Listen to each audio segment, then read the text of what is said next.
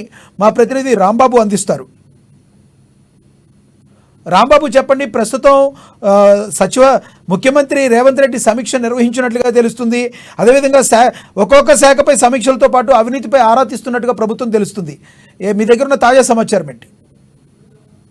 Yes లక్ష్మణ, ముఖ్యమంత్రి రేవంత్ రెడ్డి కాసేపటి క్రితమే ఇటు మైనింగ్ శాఖ పైన అధికార నిర్వహించడం జరిగింది. ఇటు మైనింగ్ శాఖలో జరుగుతున్నటువంటి అవినీతి పైన గత కొంతకాలంగా కాంగ్రెస్ పార్టీ కొన్ని ఆరోపణలు కూడా చేయడం జరిగింది. దీనిపైన విజిలెన్స్ అధికారులు కూడా దృష్టి పెట్టడం జరిగింది. ఇప్పటికే కాంగ్రెస్ పార్టీ వచ్చి రాగానే వివిధ శాఖలపైన ఒక్కొక్కటిగా సమీక్ష సమావేశం నిర్వహిస్తోంది. ఈ యొక్క శాఖల్లో జరిగినటువంటి అవినీతిని కూడా వెలికి తీసేటువంటి ప్రయత్నం చేస్తూ ఉంది. మొన్న కాళేశ్వరం మేడిగడ్డ ప్రాజెక్టుకు సంబంధించినటువంటి అవినీతి పైన విజిలెన్స్ అధికారులు విచారణ చేపట్టడం జరిగింది. మరొక వైపు ఇటు కేఆర్ఎంబికి సంబంధించినటువంటి మంటలు ఇంకా రాష్ట్రంలో కొనసాగుతున్నాయి. దీనిపైన ఇప్పటికే బీఆర్ఎస్ సభ్యులు అదేవిధంగా కాంగ్రెస్ మధ్యన పెద్ద ఎత్తున చర్చ జరుగుతుంది. మరొక వైపున అసెంబ్లీ వేదిక కూడా ఇది పెద్ద ఎత్తున చర్చ జరిగేటువంటి అవకాశం ఉంది.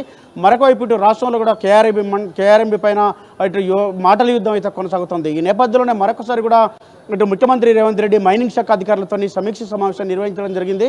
ఈ యొక్క సమీక్ష సమావేశంలో ప్రధానంగా మైనింగ్ శాఖకు సంబంధించినటువంటి ఆదాయ వనరులు, ప్రభుత్వానికి రావాల్సినటువంటి ఆదాయ వనరులపైన ప్రభుత్వం కూడా దృష్టి సారించినట్టు తెలుస్తోంది. ఇప్పటికే ఇటు మైనింగ్ శాఖ కూడా గత కొన్నేళ్లుగా ఇటు కేసీఆర్ కుటుంబం వద్దని ఈ యొక్క మైనింగ్ శాఖ ఉంది. మైనింగ్ శాఖలో ప్రధానంగా మొదటగా ఇది హరీష్ రావు చూసుకోవడం జరిగింది. ఆ తర్వాత ఇది కేటీఆర్ చేతిలో ఉంది. ఆ తర్వాత లాస్ట్ చివరిలో పట్నం మహేందర్ రెడ్డికి ఈ యొక్క శాఖను అప్పగించారు. మొత్తంగా ఈ యొక్క ఇసుక దందా కానీ, ఇసుక మాఫియా కానీ, వివిధకు సంబంధించినటువంటి అనేక మైనింగ్ సంబంధించినటువంటి అక్రమాలు దానిపైన ఈడీ విచారణలు, అదేవిధంగా మంత్రులు కూడా ఈ యొక్క మైనింగ్ శాఖ పైన ఈడీ విచారణ ఎదుర్కొన్నటువంటి పరిస్థితి. ముఖ్యంగా కరీంనగర్కి సంబంధించినటువంటి మంత్రులు, నేతలు కూడా ఈ యొక్క ఈడీ విచారణ ఎదుర్కొన్నటువంటి పరిస్థితిని మనం చూసాం. దీనిపైన ఇప్పటికే మైనింగ్ శాఖలో పెద్ద ఎత్తున అక్రమం జరగడమే కాకుండా ఇసుక దందా జరిగింది. ఇసుక దందాలు కూడా నేరళ్ల ఘటనలు లాంటివి కూడా అనేక సంఘటనలు జరిగినాయి. దానిపైన దళితులపైన దాడులు, ట్రాక్టర్లతో ఎక్కించినటువంటి సందర్భాలను మనం చూసాం. ఇవన్నిటిని కూడా ఇటు ప్రభుత్వం సీరియస్గా ఉంది. మొత్తం కూడా ఈ యొక్క మైనింగ్ మాఫియాను మొత్తం కూడా అరికట్టాల్సినటువంటి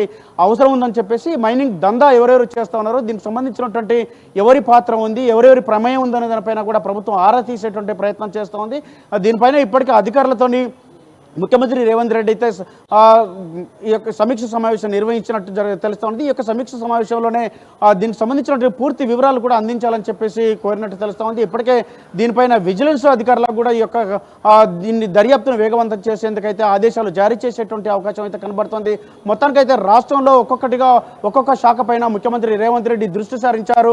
ఇప్పటికే ఇటు కాళేశ్వరం పైన విజిలెన్స్ అధికారులు ఇప్పుడే 4,200 కోట్ల వరకు కూడా ఈ యొక్క మొత్తం విజిలెన్స్ అధికారులు అయితే ఫ్రాడ్ జరిగిందని చెప్పేసి దీనిపైన ఒక నివేదిక కూడా ప్రభుత్వానికి ఇచ్చినట్టు తెలుస్తోంది. మరొక వైపు దీనిపైన అంతకంటే ఎక్కువ కూడా 95 లక్షల కోట్లతోటి జరిగినటువంటి ఈ యొక్క కాళేశ్వరం ప్రాజెక్టుకు సంబంధించి ఇప్పుడే మేడిగడ్డ పిల్లర్లు కూలిపోవడం, దానిపైన అన్నారం బ్యారేజ్కి పగులు రావడం, ఇవన్నిటి కూడా చూసుకుంటే ఇటు కాళేశ్వరం పెద్ద ఎత్తున భారీ అవినీతి జరిగిందని చెప్పేసి రాష్ట్ర ప్రభుత్వం భావిస్తూ ఉన్నది.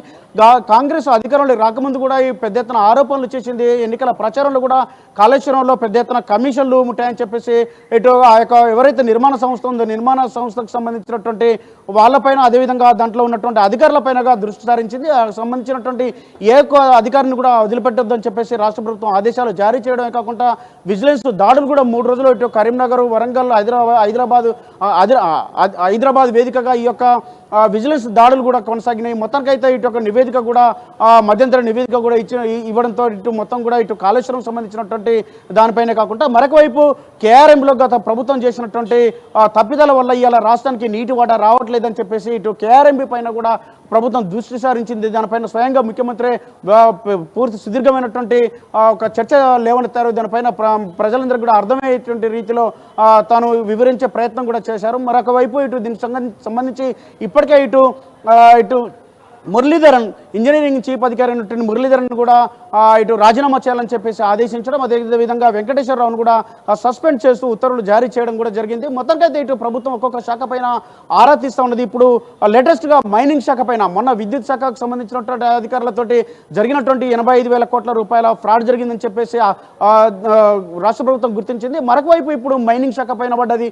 మైనింగ్ శాఖ పైన కూడా దీనికి సంబంధించినటువంటి లోతైన అధ్యయనం చేయాలని చెప్పేసి అసలు మైనింగ్ శాఖలో జరిగినటువంటి అవినీతిని కూడా బయటకు తీసేటువంటి ఒక ప్రయత్నం అయితే రాష్ట్ర ప్రభుత్వం చేస్తున్నది. మొత్తానికి అయితే ప్రభుత్వం ఒక్కొక్కటిగా ఒక శాఖ ప్రతి ఒక్క శాఖ పైన ఇటు విజిలెన్స్ అధికారులు, అదేవిధంగా ఇటు మిషన్ భగీరథ మనం చూసుకుంటే 43,791 కోట్లతోటి యొక్క పనులు చేపట్టినా కానీ కేవలం అది 31 కోట్ల వరకే పనులు చేసినట్టు లెక్కలు చూపించినట్టు తెలుస్తూ ఉన్నది. ఇందులో కూడా చేయని పని చేసినట్టు, లేకపోతే పైపులు కొన్నట్టు, ఏ నల్ల కనెక్షన్లు ఇవ్వకుండా ఇచ్చినట్టు కూడా ఇప్పటికి కూడా కొన్ని పైపులు పక్కన పడేసినట్టు ఉంటున్నట్టు విషయాలను కూడా గుర్తించింది. ఇప్పటికే దానికి ప్రతి ఒక్క మండలానికి ఒక అధికారిని కూడా నియమించినటువంటి పరిస్థితి. మొత్తంకైతే రాష్ట్ర ప్రభుత్వం గత ప్రభుత్వం చేసినటువంటి తప్పిదాలపైన, గత ప్రభుత్వం చేసినటువంటి అవినీతిని బయటికి తీసేటువంటి ప్రయత్నం అయితే చేస్తూ ఉంది. దీనిపైన వివిధ సంస్థలను కూడా విచారణ సంస్థలను కూడా దీనికి సంబంధించి ప్రభుత్వం అయితే వాడుకున్నటువంటి ప్రయత్నం చేస్తూ ఉంది. వీటన్నిటితోని విచారణ చేయించేటువంటి ప్రయత్నం కూడా చేస్తూ ఉంది.